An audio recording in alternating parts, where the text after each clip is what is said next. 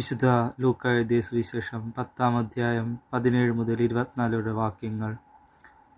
72 പേരും സന്തോഷത്തോടെ തിരിച്ചു വന്ന് പറഞ്ഞു, കർത്താവേ, നിന്റെ നാമത്തിൽ പിശാചുകൾ പോലും ഞങ്ങൾക്ക് കീഴ്പ്പെടുന്നു.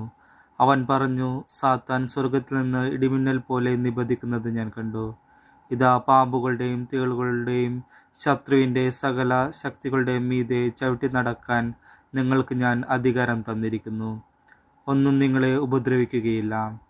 എന്നാൽ പിശാചുകൾ നിങ്ങൾക്ക് കീഴടങ്ങുന്നു എന്നതിൽ നിങ്ങൾ സന്തോഷിക്കേണ്ട, മറിച്ച് നിങ്ങളുടെ പേരുകൾ സ്വർഗത്തിൽ എഴുതപ്പെട്ടിരിക്കുന്നു എന്നതിൽ സന്തോഷിക്കുവിൻ.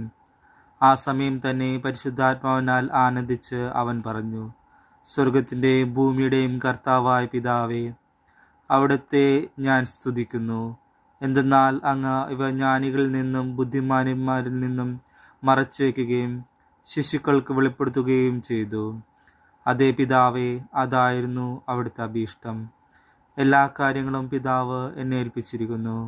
പുത്രനാരെന്ന് പിതാവല്ലാതെ ആരും ഗ്രഹിക്കുന്നില്ല.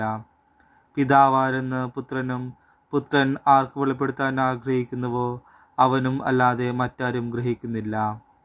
അവൻ ശിഷ്യന്മാരുടെ നേരെ തിരിഞ്ഞ് അവരോട് മാത്രമായി പറഞ്ഞു, നിങ്ങൾ കാണുന്ന കണ്ണുകൾ ഭാഗ്യമുള്ളവ.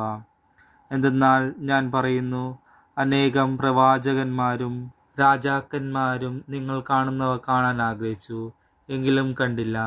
നിങ്ങൾ കേൾക്കുന്നവ കേൾക്കാൻ ആഗ്രഹിച്ചു, എങ്കിലും കേട്ടില്ല.